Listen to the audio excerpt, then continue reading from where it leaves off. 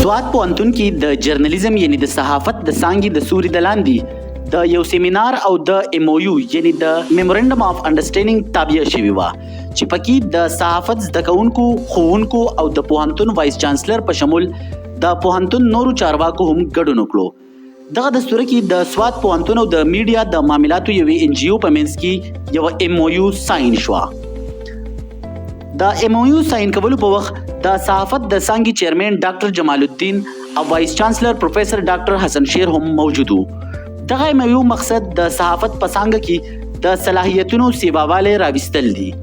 په دغه موخه د سوات پوهنتون وایس چانسلر زده کوونکو ته خپل وینا هم وکړه. دین وروسته د صحافت زده کوونکو لپاره د میس انفارمیشن او د ډیس انفارمیشن په موضوع لیکچر ورکړی شو او ورته د خبر رايوځي کولو سره ولستا په صحیح طریقه د خبر رسولو طریقې خوښې شوې. په سیمینار منعقد کېدو سره د صحافت زده کوونکو د خوشحالۍ څرګندونه وکړه. د خپل ډپارټمنټ د استادانو او مشرانو شکریه ادا کړه.